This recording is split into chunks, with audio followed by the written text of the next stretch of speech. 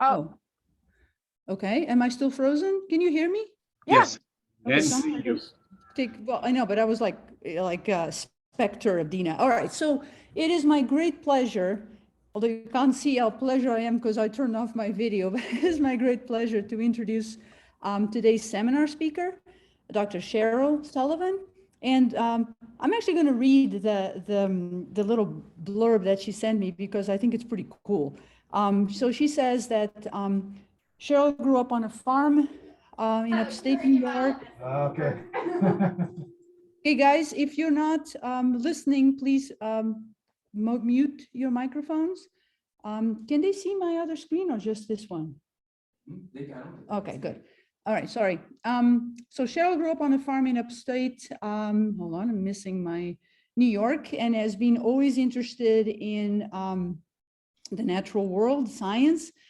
She's actually a long-term UV to University of Vermonter, has a bachelor's, a master's, and a PhD from University of Vermont in environmental science, conservation biology, and integrated pest management, respectively. Oh, I missed the biological control of arthropod pests for the PhD. And she's been affiliated with the entomology lab for 15 years. And she's doing a lot of research on field research and lab research, extension, using biocontrol agents and chemical pesticide alternatives for controlling ticks. In her spare time, she's an avid equestrian and outdoorsman who's passionate about archery and ice fishing. So I present you the Amazon. So Cheryl, go for it. Go ahead and start your seminar. Looking forward to listening. Thank you. Thank you, Dina, for the introduction. Hi, everyone. I'm so very happy to be here today to talk about my favorite parasitic arachnids. So I'm an entomologist here at the Entomology Research Lab that's directed by Dr. Bruce Parker and Extension entomologist Margaret Skinner. And here we strive to develop effective and practical integrated pest management strategies to solve real-world problems.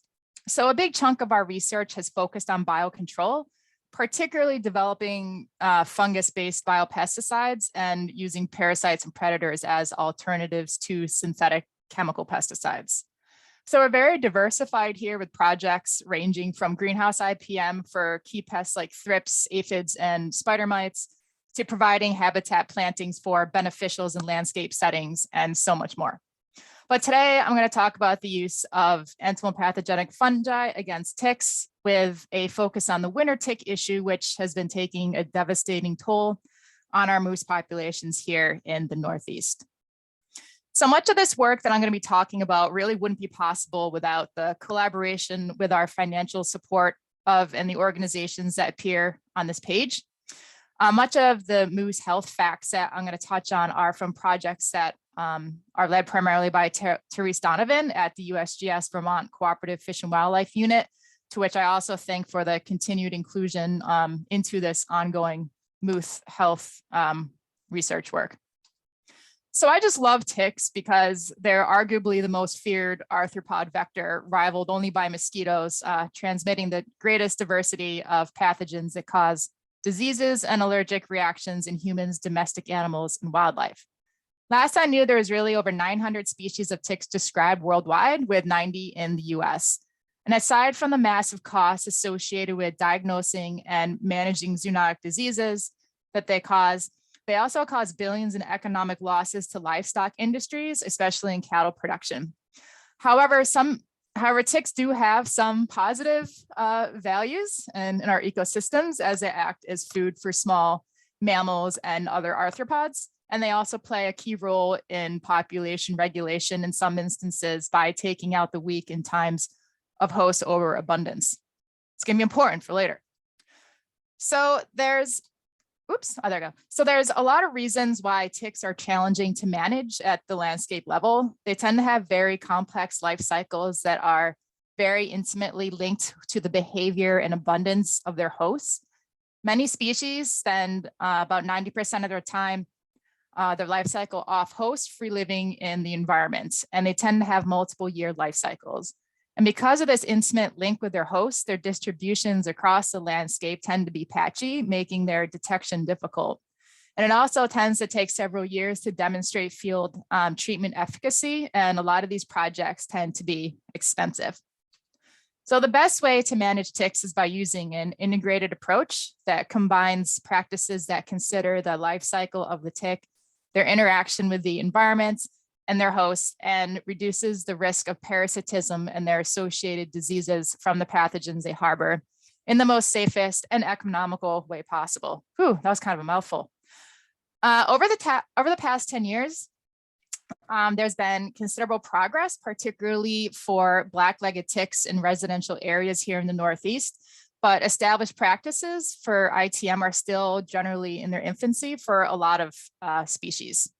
So ITM has a foundation that's built on surveillance by monitoring for the abundance of ticks and their pathogens, and to develop adaptive strategies for their management.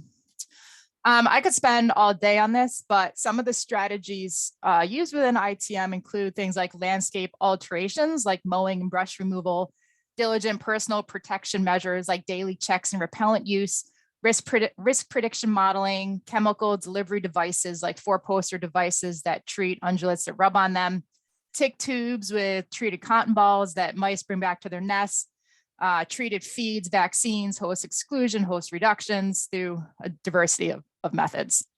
There are many biological control strategies have yet to be harnessed, with the exception of entomopathogenic fungi. So with all that said, there's still a heavy reliance on chemical pesticides to manage ticks on their hosts and on the landscape.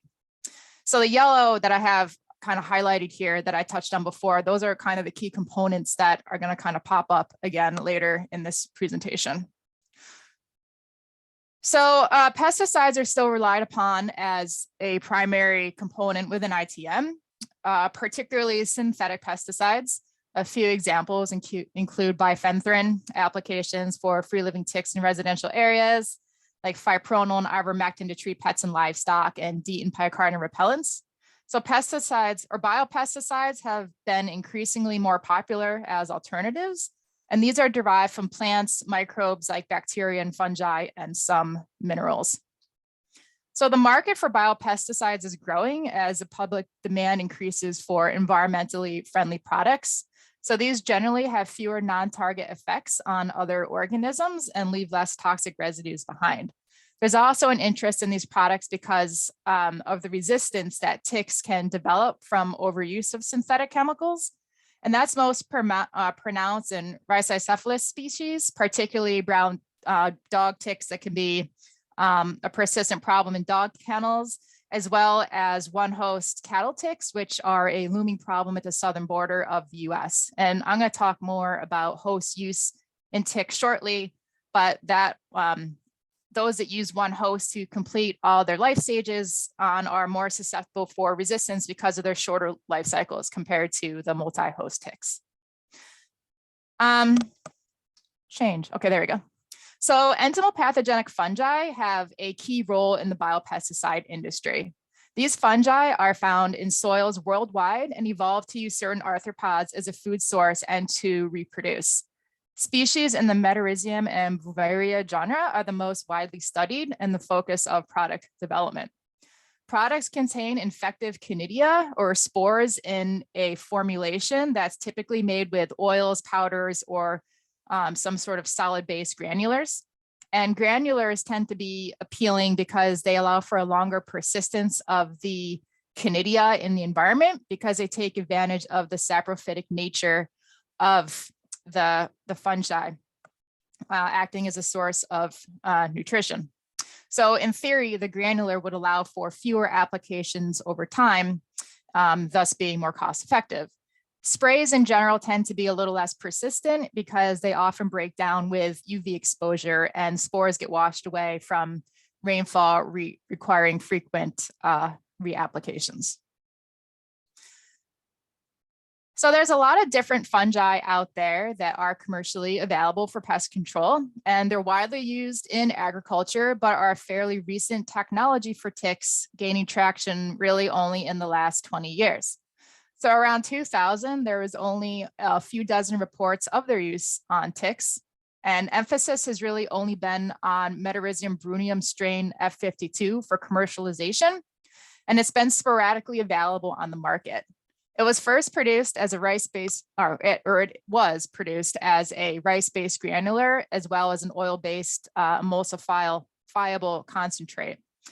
And spoiler alert, it is currently off the market again, and it's fairly uncertain when another one's going to take its place, at least to my current knowledge. So there's a lot of Bavaria strains in products. However, none are labeled specifically for use on ticks. And for more information about what's been done on ticks so far, a recent review that's you can see on the left has summarized a product testing on ticks here in the US under lab field and when used as part of an ITM process. So how do these fungal biopesticides work? Basically, a susceptible host has to come in contact with Canidia. The Canidia attach and germinate on the cuticle of the arthropod, and then it forces its way inside and grows, tearing apart organs and producing toxins. In the case of Metarhizium, they had their toxins called destructins, and which I thought they sound kind of cool, like they cause destruction. And so, yeah, that happens. So after that, death occurs, and the fungus then emerges from the cadaver and produces Canidia that disperse into the environment to infect other hosts. So if the conditions are right, in theory, epizootics could occur, infecting large numbers of individuals, although that's considered rare in nature for ticks. Fungal infection also has sublethal effects by reducing the fecundity of their hosts. So fungi are not universally pathogenic to ticks. Just because the products work for black-legged ticks doesn't necessarily mean that it will be as effective for other species. Mortality also depends on factors like environmental conditions, species and strain of the fungus, the tick's life stage, and the tick's age. For example, a closely related species, Dermacentor variabilis, shows a degree of resistance to fungal infection. Ticks do not build up resistance to these pathogens in the same way they do as chemical pesticides through genetic mutations. The resistance from fungal pathogens has to do with the properties of the tick's outer cuticle and how that Canidia attaches and germinates. And there's also some work that has looked at endosymbiotic fungi that can afford dehydration protection to ticks, because a lot of ticks like to be moist. They don't like to be dry. So fungal effectiveness really in the field really depends on the conditions to which they're applied. And they perform best in warmer and humid environments. And they can be subject to being washed away by rainfall events or degraded by UV exposure, as I said earlier. It also takes time, often several weeks, for fungal infection to occur in ticks compared to arthropods with softer exoskeletons. Products also have a very short shelf life, which makes their use generally kind of expensive. In a few public opinion surveys, the citations are actually available in the review article I mentioned earlier. It was determined that homeowners were willing to spend, they weren't willing to spend over $100 for tick control in their yards. However, if alternatives to chemical pesticides were available, they would consider them if they were effective in cost and control. So there really is a demand for sustainable tick management strategies if proven effective. Okay, so now I'm going to switch gears and talk about the specific issue of winter ticks and moose. And this is just a great image, and I really love it. It's from an interesting article about this whole issue that was published in The Atlantic. So the winter tick, Dermacentor albipictus Packard, is very widely distributed across North America. It commonly infests large ungulates. Its range has expanded as climate warms and is now established far north into the Yukon, threatening other species like caribou. And is considered an economically important pest of cattle and horses, where unsurprisingly, they're managed with chemical pesticides. They're commonly called the moose tick, not only because of the dramatic effects that it has on them, but also moose are what they were first identified on. So epizootic events are when 50% of moose calves succumb to ticks. Heavy parasitism also stresses older age classes, causing productivity declines in adult females. Ticks can average over 40,000 on individual moose, and sometimes in total over 100,000, which can be pretty substantial. Can everybody see my cursor or no? Anyone? Anyone? Yes. All right. So yeah, so here's all the ticks in a big clump, and they get in these big dense mats, and like they can average almost about 3 ticks per centimeter square. And that's gross. I mean, that's crazy. I mean, that's pretty substantial.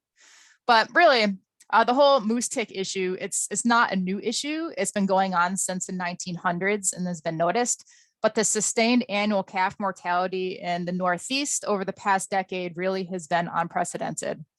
And a lot of reasons why moose tend to be a little bit more susceptible to the effects of the ticks is that moose actually lack a pre-programmed grooming instinct, whereas deer and other wildlife species will tend to groom them off. And they believe that because moose really didn't evolve with ticks way back when, that they just lack that instinct to groom them off. So, I mean, they're just covered with them. It's crazy. I mean, they do groom a little bit and they rub them off, but not to the extent as other species. So that's one reason why they're so dramatically affected.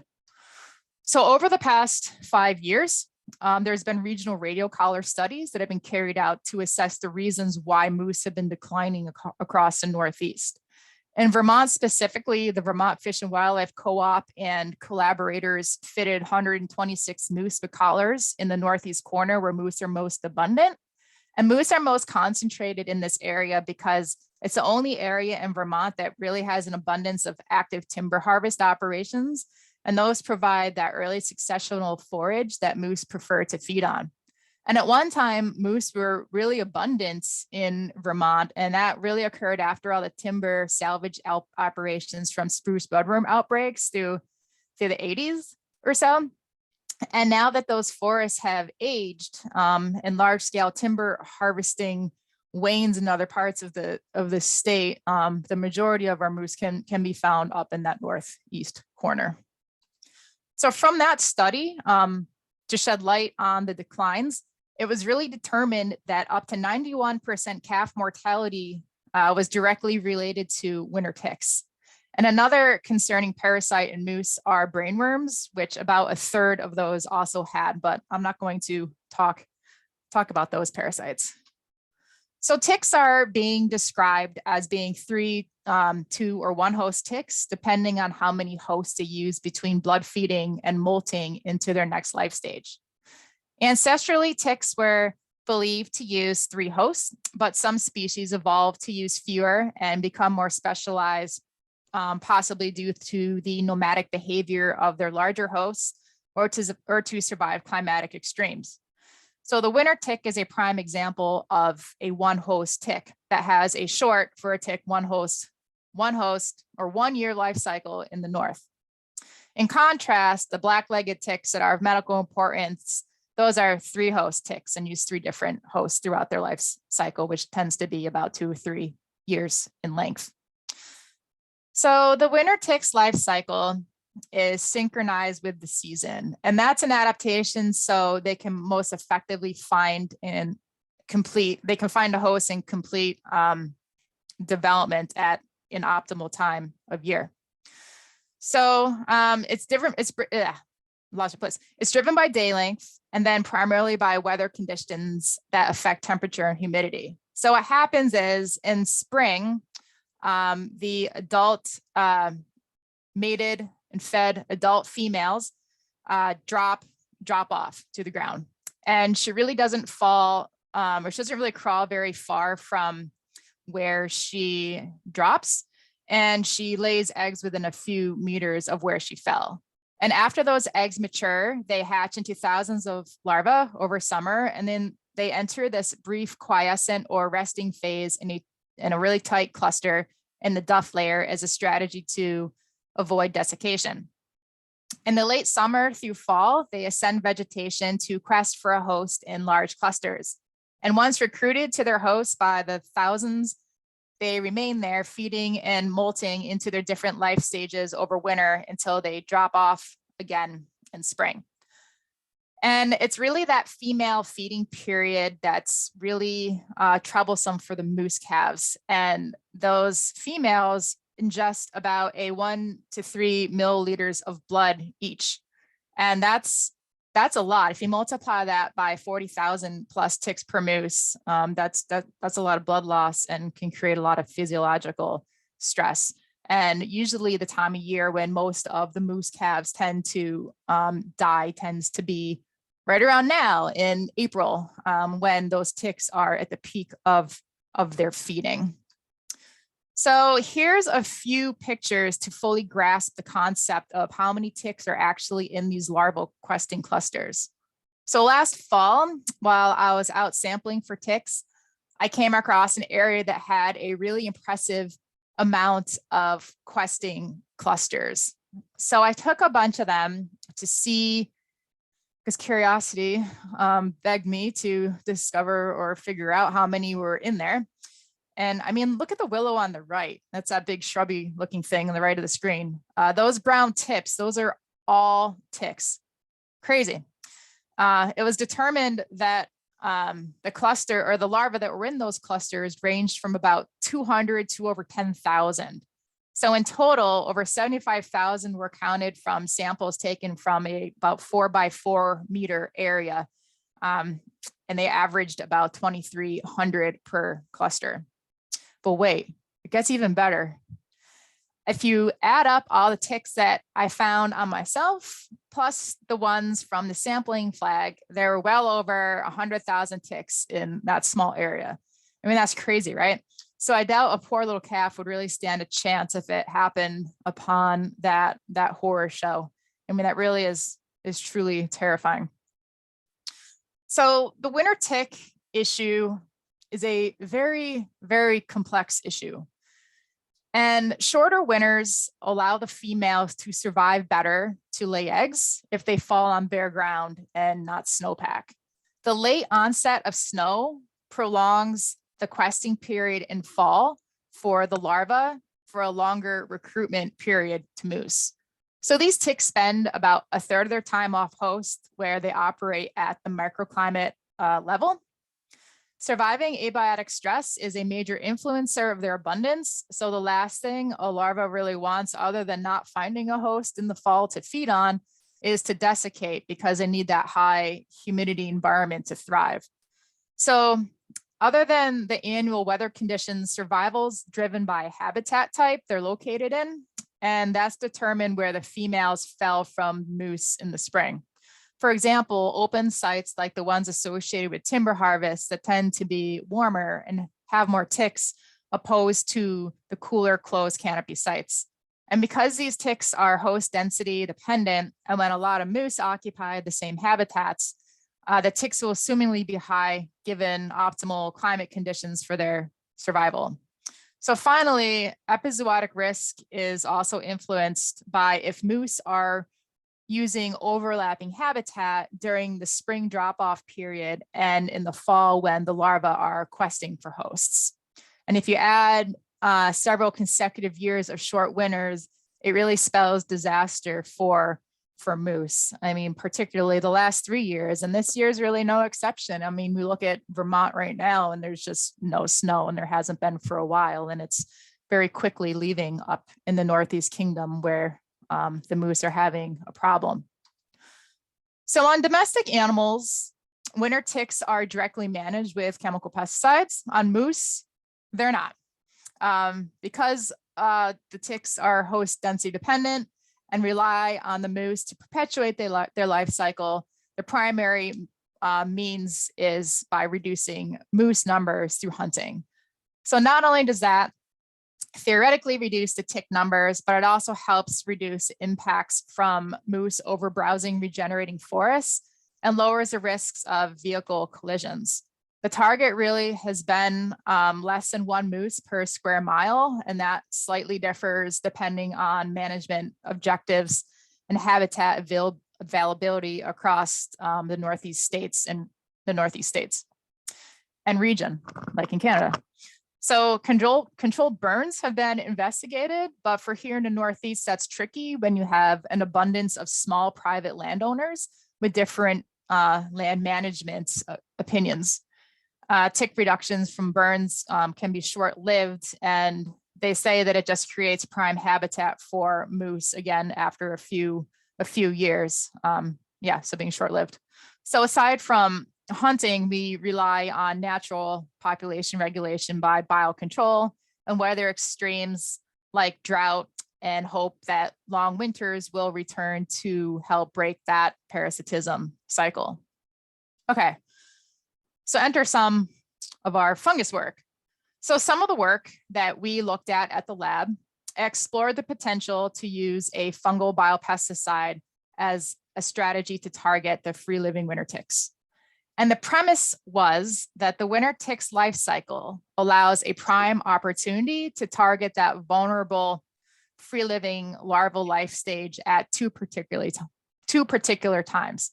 One, during the summer when they're quiescent and aggregated in the duff layer using something like a granular formulation, or two, when they're questing on foliage in late summer, early fall with something like a spray formulation.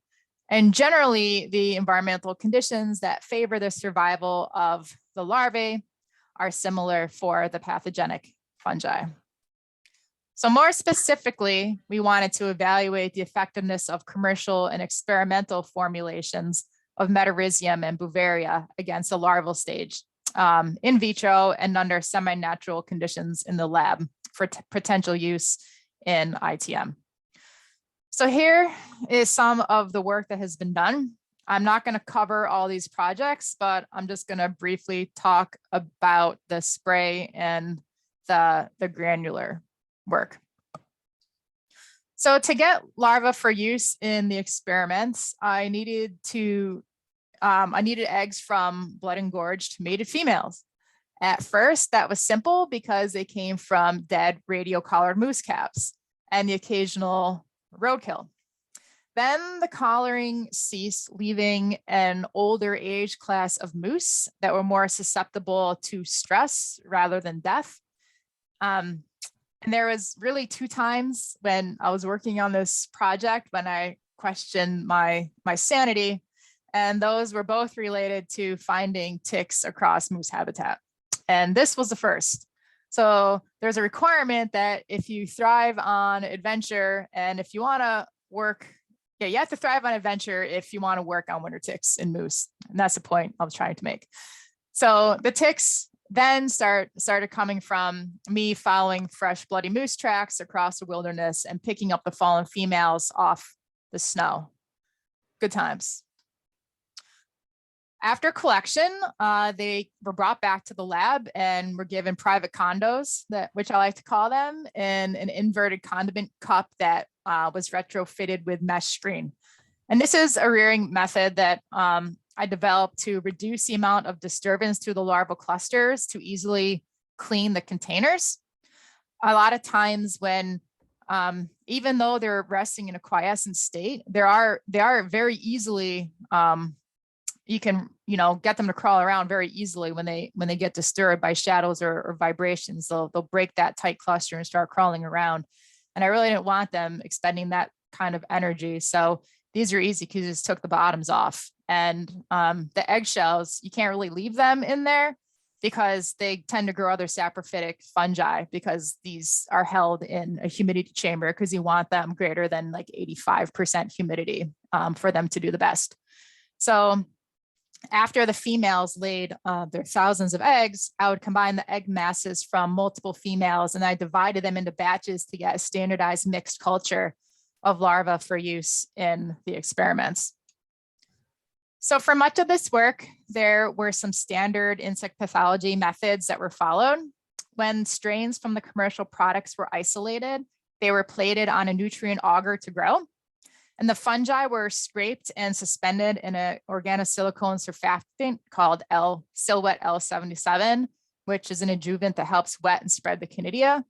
So the test concentrations were then adjusted using a hemocytometer, after which viability assessments were conducted, just to make sure that it was all viable, because sometimes fungus has viability issues. So we don't want to use non-viable fungi. After the ticks died, to be sure that the target fungi was the probable cause of death, Cook's postulates was used. And to do this, we surface sterilized ticks in a series of ethanol, bleach, and water rinses, and then placed them on semi-selective mediums that allowed for the growth of the target fungi and not bacteria or other fungi that we were not interested in. Ticks tend to grow a lot of interesting things when placed on agar. It's pretty impressive. Okay, so some previous work showed that pure isolates of Metarhizium brunium strain F52 was able to suppress larvae. However, it was unknown the range of effective application rates that cause mortality.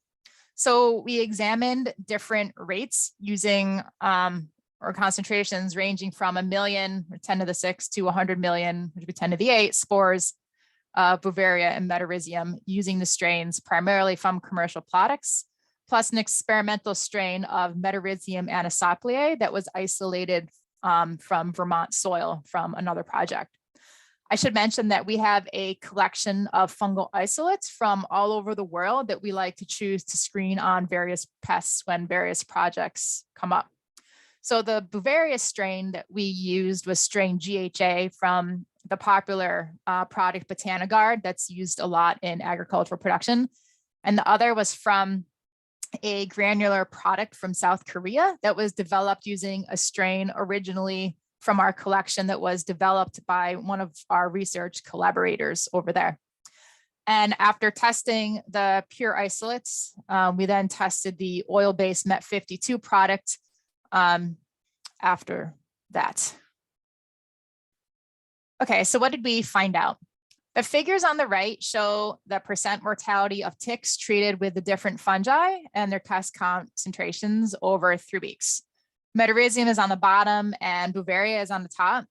And the mortality ranged from 74 to 99% in the MET treatments and 30 to 64% in the Beauveria after 3 weeks, whereas only 1% control mortality was observed. The mortality was generally higher and occurred earlier when treated with the Metarhizium compared to Beauveria at the low and high test concentrations.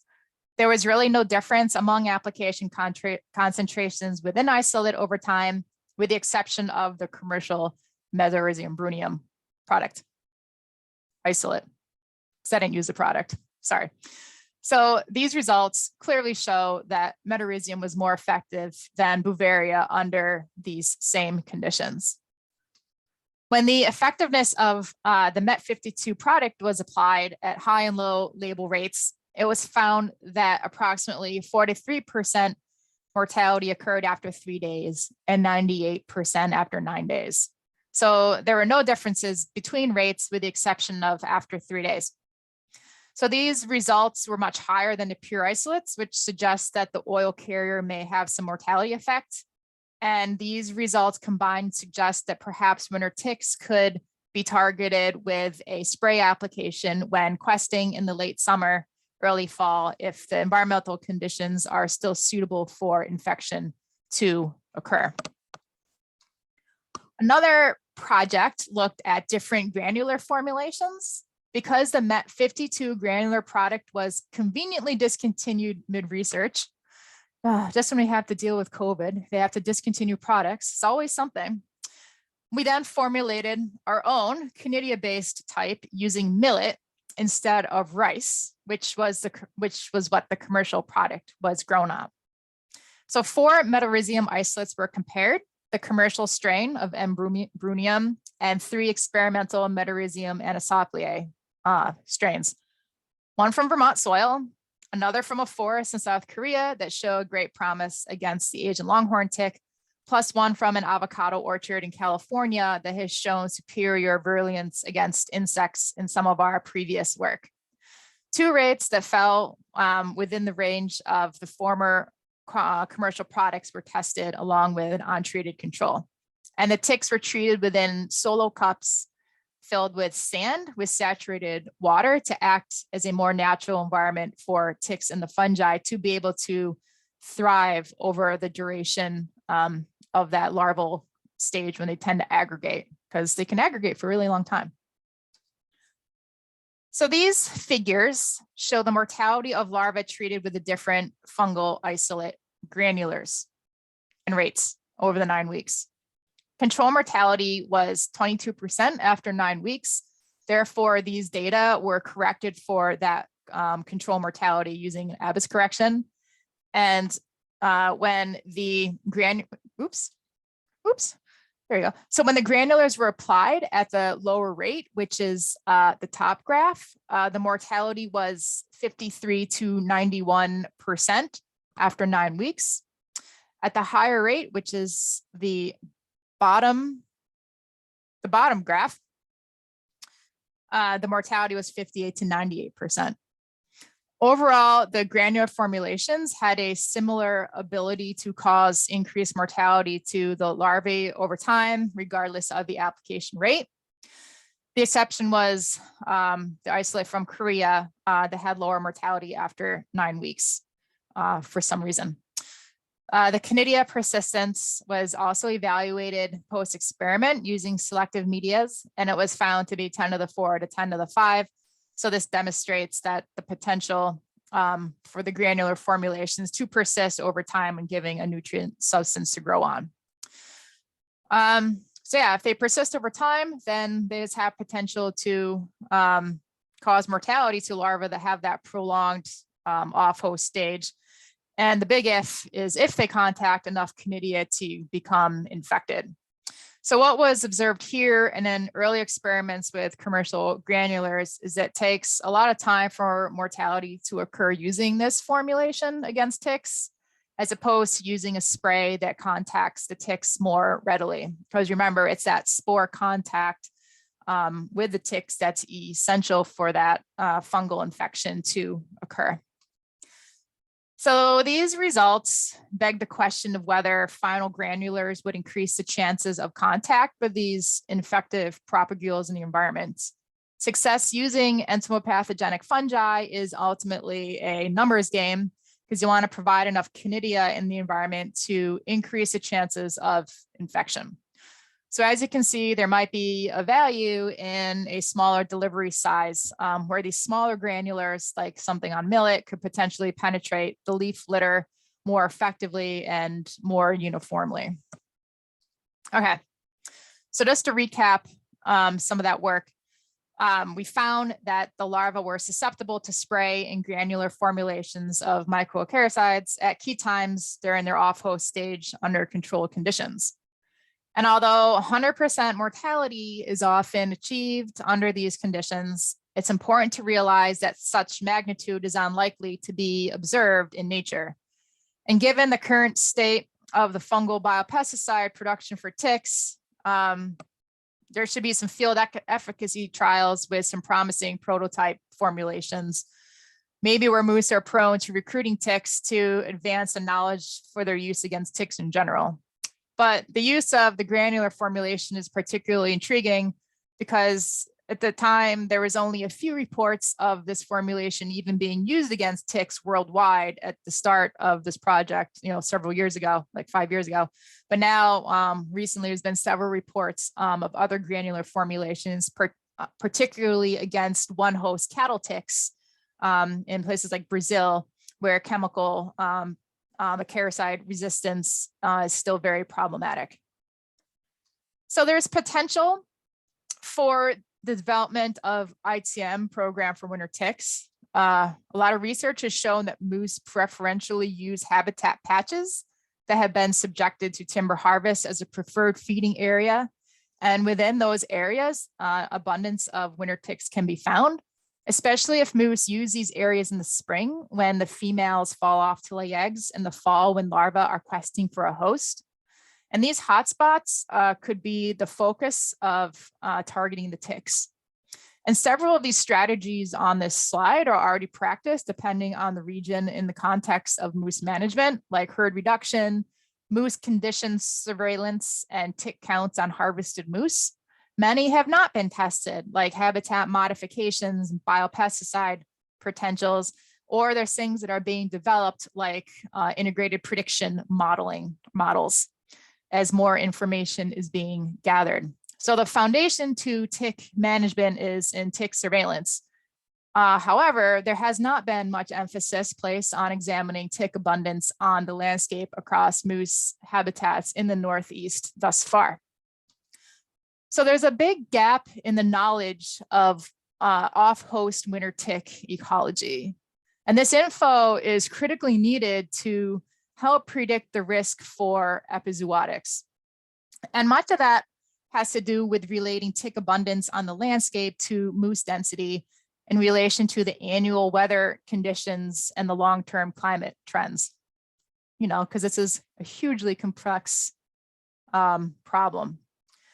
So to date, there really hasn't been much emphasis looking for winter ticks in northern New England, but many questions could be answered from routine surveys like where are the moose recruiting most of the ticks, what microhabitat conditions promote tick survival for successful host recruitment, and if other species, say white-tailed deer, might be perpetuating the winter tick's life cycle, because winter ticks do infest white-tailed deer, and white-tailed deer have died from infestations, as have elk. But most importantly, it's good to know is managing the moose density influencing the tick density, and how do those relate to each other? So in looking for these ticks, fortunately, they actually have that narrow questing period in the fall tends to narrow things down for that window of opportunity to concentrate survey efforts. And because they're host density dependent, they're found where their hosts are most frequently concentrated, like in the timber harvest or along heavily used travel corridors or trails. But to what extent is fairly unclear. So even though you're choosing the right habitat that moose frequent narrows things down, within those habitats, their distribution tends to be patchy, which creates some challenges with detecting them within their habitat. So this past fall, we went out to do some preliminary sampling to test methods to increase tick detection and to confirm ticks in some of the areas that were identified in a really fascinating habitat selection study of moose during the drop-off and questing stages of winter ticks. That citation's in the upper corner there. And it's also with that map that says logistic dead. That's from that paper. What we did was we focused on Wildlife Management Union E1, which is in the northeast corner of Vermont, where the moose were collared and most concentrated and affected by winter ticks. In a nutshell, that project found the habitat selection found that certain habitats that moose select, like high elevation areas with early successional and shrubby cover, that if they frequent those during the critical periods in the winter tick life cycle, like the drop off and the larval recruitment, that they overlap, it led to more mortality of the radio collared labs and calves. I said labs. No, those aren't dogs. I'm talking about moose calves. Okay, so those areas are indicated by the red circled area in that small map of that wildlife management unit. That's where a lot of the mortality was in that type of habitat. So the big green map shows all the sites that were sampled this fall. And the white circles are where ticks were found, and the yellow are where no ticks were found. And 2 different surveys were conducted that examined the ticks within 2 contrasting habitat types. And those were ones that were associated with timber harvest practices, where we thought we would find ticks. And then we looked in some unharvested mixed wood forests where we suspected that we wouldn't find many ticks. So I'm not going to go into the details about the methods too much, because we don't have time to elaborate on this, even though it's really exciting. And this is just preliminary work. But the preliminary analyses showed that there were significantly more ticks detected in the harvested areas than the unharvested, averaging 15 per 100 meter square sampling transect versus 7 in the mixed wood. Although every site that we visited had ticks, not every sample transect that at that site picked up ticks, which reinforced the patchy distribution effect within that habitat. And the second table is results from real quick and dirty roadside surveys where roads and trails were sampled adjacent to different habitat types. And a similar trend there was observed where more ticks were detected overall with much less effort than the results in table 1. So this could be a simple strategy for surveying winter ticks as opposed to traversing challenging terrain like the middle of a clear cut. Because the roadsides tend to have that more open habitat, this suggests that they can do well there also if they fall from moose that are using the path of least resistance. So what's next in the moose tick world? Moving forward, the tick research is now focusing on passive, or it's like moose productivity and health research and ticks as well. A lot going on, but it's really focusing on the passive surveillance of moose using trail cameras because that radio collaring work is very extensive. There's going to be some limited surveys of winter ticks on the landscape occurring, and population models are being developed that integrate data from a whole bunch of sources that will better inform moose managers. But there still continues to be a need to narrow down where moose are recruiting these ticks to help elucidate the effects of habitat on off-host tick survival and to determine if those off-host stages could be targeted for management somehow in the Northeast. And with that, I will conclude this presentation, and I hope you all enjoyed it, and I will gladly do my best to answer your questions. Well, thank you, Cheryl. Thank you. You can see us here. Where am I? Am I here? I think I can see you. No, my thing is not on. Why is my video not on? No, I can see it. I can see it on here. So, but we're not showing up there. Oh, okay, I get it. Okay, I get it. Sorry, my bad, my bad. I stopped sharing. Oh, there. Did you want me to stop sharing? It's fine. Yeah, actually, maybe easier because now when people want to ask questions, if you could like raise your hand on the little reaction thing, that will make it easier. But if we don't have a lot of time, well, we have the students are going to be continuing to talk to Cheryl. Those that are not going to be staying for the whatever time is now, noon, from noon to 1, please ask questions now. Go ahead. Because if you don't, I have a ton of questions. Actually, can I ask a question right now? Because I think it's kind of basic to the, what exactly do you mean by harvest areas? What's harvest mean? Oh, for timber harvest? Yeah. Logging, cutting trees. But I mean, so we actually have, Julia is downstairs. Julia is a student here that has been looking at the effects of forest thinning on ticks. And yes, you're getting a result that is literally the opposite of what she's finding. And that seems to be, my hypothesis at this point is that it has to do with temperature.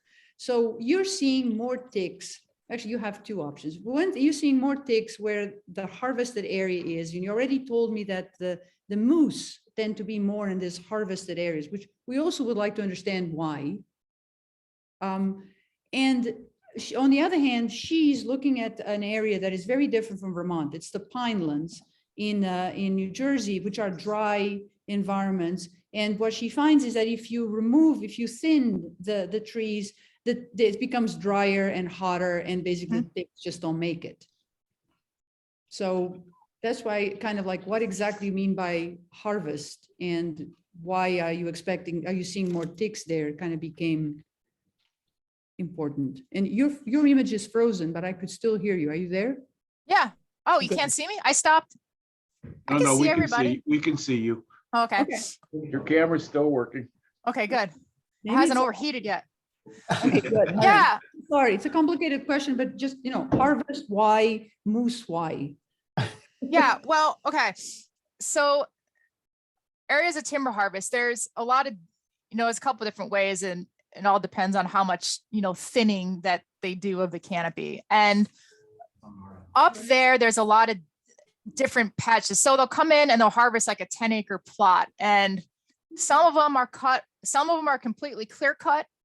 Others have had geometric thinning conducted. So these are areas that have been pretty heavily logged. So over time, what happens is that early successional forest starts to come up, and the moose really, really like that early successional shrubby type of forage. I mean, that's what they prefer. And a lot of the research prior to this showed that they will preferentially use that type of habitat over other types of habitat just because it has more of their preferred forage. So, and of course, if the moose are hanging out in those areas during when the ticks drop off and when they are questing in the fall, so there's that seasonal overlap, that's when the moose tend to recruit a lot of ticks. But some other earlier research showed that these ticks tend to do a lot better in these open areas just because the temperature is a little warmer. Now, it is because it's a little bit more north, and I'm sure the soil type is a lot different than the sandy area, but soil type has a lot to do with that microclimate that's being provided to those ticks in order for them to survive a little bit better. And these tend to be a little bit higher with, a little higher elevation. And it's just a different season overall. The seasons tend to be a lot shorter up there in the north. I mean, it's an apple and orange up there between Burlington, even, climate wise, and it just tends to be warmer, and you tend to get a lot more fog or maybe more dew, especially in the fall and the spring. So I think there's a lot of moisture there that just makes it really conducive for the tick survival. But it's interesting, and there really has not been a lot of work that's been done looking at the survival of the off-host stage of these ticks across different habitat types. I think we're just beginning to scratch the surface of that understanding. But this is what preliminary work is starting to show, is that, yeah, they tend to be in these clear cuts and they survive well there. But do they survive just as well there as opposed to a closed canopy? It's hard to say because there hasn't been much work done planting ticks out there to actually really test that hypothesis. Well, I think I totally digressed on that, but did I answer your question? So, Cheryl, can I ask one? Hi, Jim. How are you? Hey, how are you? It's Hey, so great nice talk. to see you. Thanks. You too. So that raises a question. This wasn't my original question, but you only have one stage to study. With three-host ticks, you can study larvae, nymphs, and adults. Mhm. So you can't go out and flag for all three stages. You have to go on a moose. Yep. So it's hard to do a seasonal surveillance when there are only one stage out. Yeah, that's correct. And as far as surveillance goes, right now, the only tick counts that are happening are on harvested animals. And they have long-term data sets on that, but the number of moose that are being harvested annually differs. And if you stop hunting moose, I mean, that's one, long-term data set that you lose from, stopping hunting of these animals. And, Right. it's tough because, well, how else are you going to monitor ticks on the landscape? And it's like we rely on reducing the number of moose, and hopefully that's going to reduce the number of ticks. But is it, if they're being perpetuated by something else? And nobody really knows the answers to these questions. And I mean, it's really complicated. Yeah. But And do yeah. you know how many eggs one female will lay? Oh, it averages like thousands. I Okay. don't have it off the top of my head, but it's a wide range, and it really depends on her engorgement weight, Right. and temperature and humidity, but really it has to do with her weight. And they've been studying this tick for like 100 years. I mean, I did to dig back from like early 1900s to get some of the basic biological information Mhm. from them. So there's a lot of good curves that have been published for that. Good talk. Thanks. Hey, Cheryl, I got a question. This is Matt Bickerton. Hi, Matt. You said I've been doing a little bit of work with Bovaria bassiana also, but nothing nearly to that extent. But I haven't seen these things available as granules. Are they commercially available as granules? You say those might work better. No, they are not. Oh boy, I would love to see a Bavaria granular. But actually, the only Bavaria granular that I know of has been produced by our a company called Farm Hanong in South Korea in collaboration with our collaborator Jae Soo Kim, with an isolate that originated from our freezer here. So no, there is not one available, but it's really easy to make your own. Gotcha. All right.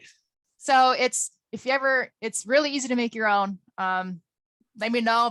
Feel free to contact me. I could send you papers with, methods to do that, and it's really easy. So Yeah. So one of the things that I noticed is that it might work in very shady environments and cooler conditions, but not so much in hot hot times of year when it's dry.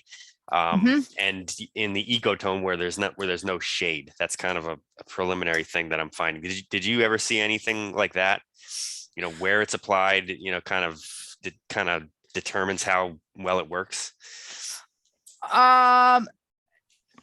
Yeah, well, it totally makes sense that shady, hot, dry. Yeah. I don't know off the top of my head if somebody's exactly studied that. I'm sure somebody has, but Okay. I haven't observed that in any studies that I've looked at. Oh, Cheryl, one last question. Moose ticks, one host ticks, right?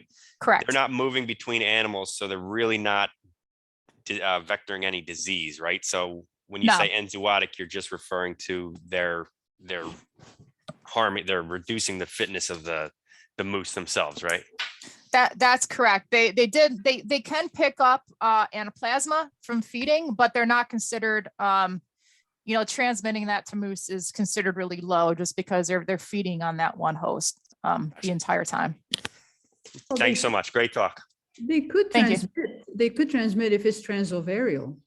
Transmit at least among moose. So is it really there are no anaplasma is not being transmitted? That was studied, and they said it was low. The transmission to moose would be considered low, but has it been studied a lot? I don't think they looked at it from that standpoint. I'd have to review that manuscript. It was just published late last year. It does have like sporadic transovarial, I think. Yeah. So Zoe is saying that there is some evidence of transovarial transmission of anaplasma. So I think marginal is the one that. the marginalis, right? Yep. So okay. Yep. So But yeah, it can be. But as far as giving it to moose and transmitting it back and forth. Yeah, the other question I had actually, and because again, we're gonna have as nobody else has a question. We see, in fact, again, Julia found albipictus in the pinelands in October, larvae. And I guess we're all very surprised because we don't think of this as a tick that would be all this far south. But so the distribution is pretty broad of the species. It's very broad. It's All across the United States, down into Mexico, up into the Yukon. Oh, okay, single species, question mark. Well, there's been a lot of work done on that. They thought it was once a species complex. I don't know. It gets confusing, but there are works about their genetics and the genetic variability, across the US. I can't quite remember the fine details of that, but yes, there's actually a lot in Pennsylvania. There's, on their elk. There Right, tends to be some issues. I noticed a picture from Matchinger on the rabbit. That's Pennsylvania, right? Yeah. There was No, a it was rabbit. on a deer. That was on a deer. Wow, White-tailed deer. unrecognizable. Okay, so it's 12 o'clock. Let's give everybody 5 minutes, bio break, and then those taking the class come back and we'll have a conversation. I'm actually going to restart my computer because I'm having some major issues with my video. So Cheryl, I'm going to skip out and then come back. Okay. Great. And congratulations, and have another round of applause. Thank you. And Thank you. And your computer is holding up. Oh, I'm sorry. There was a question from Kasia. Oh, no, she's clapping. Okay, good. I'll talk to you in 5 minutes. Okay, 12:05 Great. or 4 minutes. All right. Okay, so my computer is majorly misbehaving. We actually could, there's only the three of us. We can just, we don't have to do that. I'll be right back. Hey, Okay, no problem. Take 5, 10, whatever you need. I opened the door to my office here. It's kind of hot in here. Okay. Right back. I'm not going to stop I'm scared to stop my my That's camera's fine. probably going to stop working if I pause it. yeah, don't, it's fine. I'll mute myself though.